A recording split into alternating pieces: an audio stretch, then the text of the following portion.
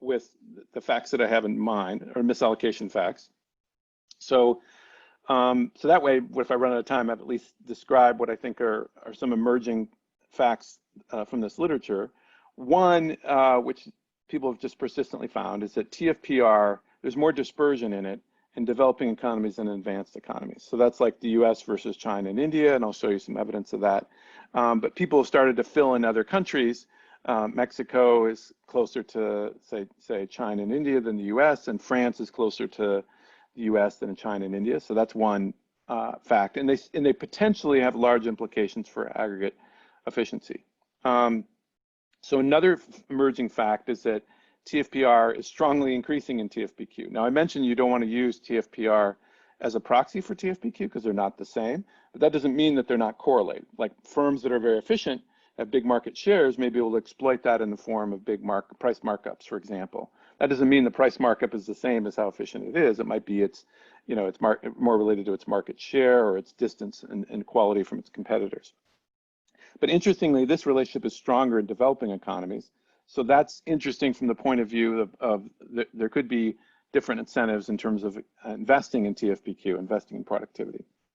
So another fact out there is that most dispersion, you can ask, like when you put wedges on all the inputs, on capital, on labor, on say intermediates, you can ask whether most of the dispersion is in the capital component, the labor component, the intermediate.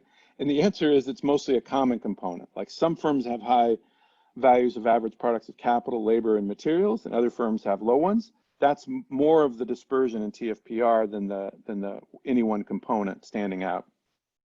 So and I'll draw implications of that for what might be behind some of these wedges. Okay, so another fact is that much of the dispersion you see is persistent over time, as opposed to being just purely transitory. And that's also informative of what the wedges might be caused by. Another one, this is probably the least well established, but is really interesting, is that when people are focused on the value of the average product of capital, that dispersion is mostly within firms. So I'll draw implications out of each of these for what they might tell us. Okay, so here's a Tfpr dispersion. First of all, this is the US distribution. This is Tfpr on this axis. This is like across plants in US manufacturing.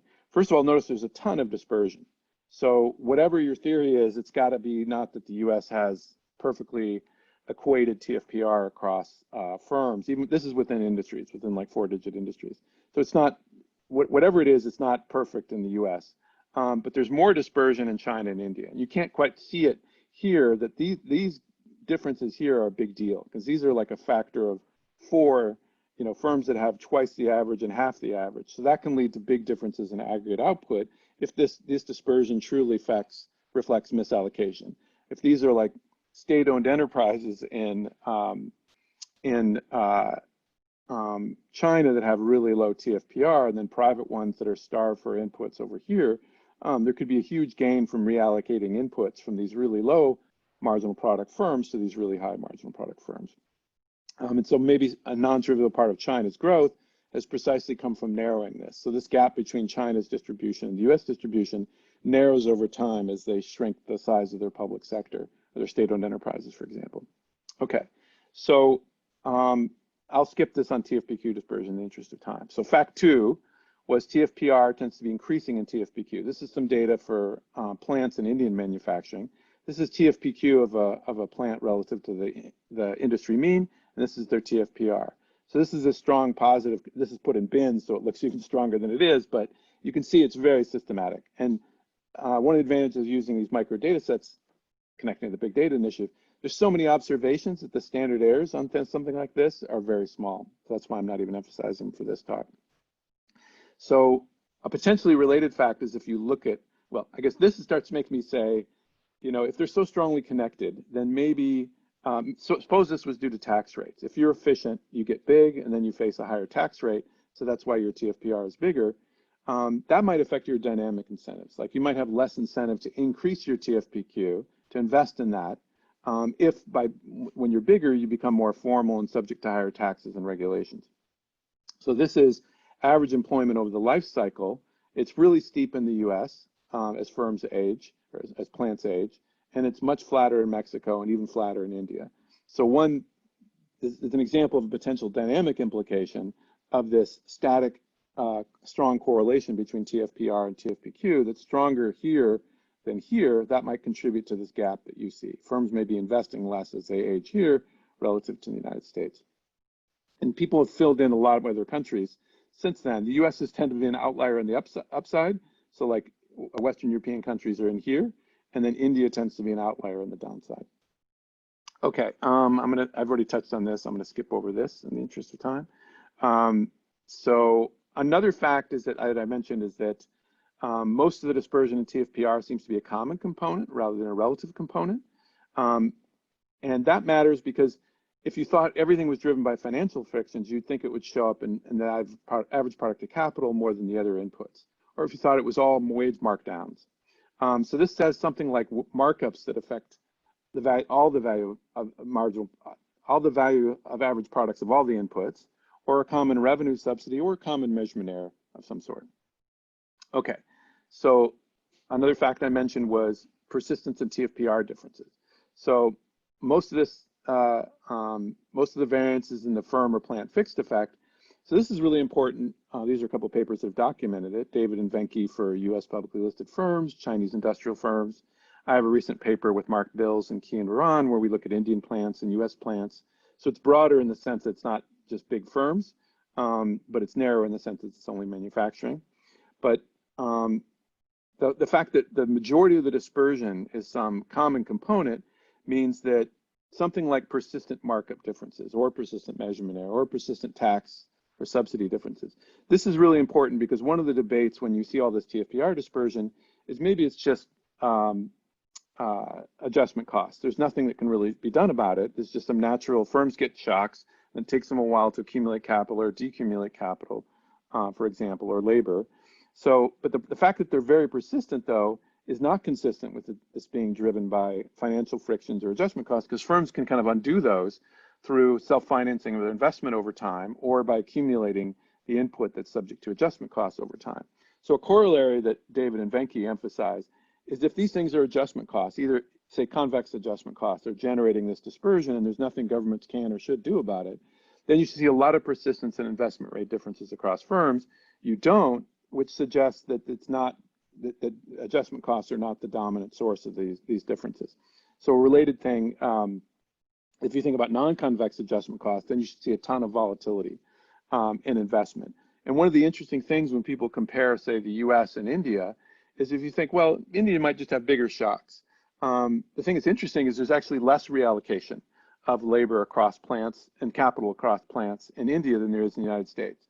So the United States has less dispersion in the Tfpr and yet more reallocation going on. So if you just thought India was just getting bigger shocks and that's why there's more dispersion, they just have the same adjustment cost, that doesn't look like the US versus India at all, or that, for that matter, US versus China. It looks like those economies have more dispersion and it's harder for inputs to move around. So you could say, well, maybe they have higher adjustment costs, but then you'd run into the problem that these effects look really persistent. Okay, the last fact I wanted to mention is that there's, when people have looked at average product to capital dispersion, most of it's across plants within the same firms. So this is some important work by Kerrigan Vincent, but it's been documented for like multi-segment larger firms in other countries. So one reaction to this is it can't be financial frictions because the firm, even if they have external financial constraints, should allocate capital efficiently within the firm. So they actually think it's an interaction of financial frictions with adjustment costs. But let me just say, you could also explain this with things like markup differences across plants. You know, like if you think of a car manufacturer and they have one car model per plant, some of their car models are going to be high markup persistently, and some of their car models are going to be low markup. So it'll look like the differences in the average product to capital are within firm and they're very persistent, but that doesn't mean it means it might not be financial frictions, but it could still be misallocation. Okay, there's a lot of surveys to look at. Let me highlight one in my remaining time because I've emphasized firms a lot, and Rastucia and Rogerson in their survey mention agriculture quite a bit, and a lot of Rastucia's work is agriculture, which is quite important for developing countries. It's a much bigger sector than say manufacturing, for example, which has been heavily studied. And there's a lot of potential misallocation of inputs, like labor across different farms, if there's imperfect ability to transfer ownership of land. There's also measurement error issues, which Chris Udry has pointed out in the agricultural literature. So, but that's a growing area in which people have been, where there's some overlap between development and this misallocation literature. So here at the end, there's a bunch of data sets that are publicly available. The one I provided in terms of code and data was from now publicly available India Annual Survey. So you can look at that, and that code I list there can take you from plant level data to calculating things like this dispersion in average products, these measures of allocative efficiency, and over time, and then for different industries. But there's other countries, couple in Latin America and Indonesia as well, and then of course the US publicly traded data. So those are the easiest to get, and the time series dimension's pretty big in a lot of these. Here's some more detail on the Indian data for you to look at later. But then there are some other data sets out there that are harder to get that people have used. I myself have used the Chinese data. People can get it, but it's just not something you can get that easily. There's some data people have looked at Korea, Vietnam less so. That's kind of an interesting opportunity because it's such a rapidly growing country to see what's going on with allocative efficiency. I've done some work with the Mexican census, and of course, I think Shebnam's going to might talk about some Orbis data that she's done some tremendous work cleaning and making that comparable and more complete over time within countries. So anyway, so I'm hoping you got the impression there's a lot of data and a lot of questions that are first order that this misallocation literature is connected to. Thanks very much for your time, and I can take some questions now, but I realize you also all need a break, and I'll be available later as I said. So.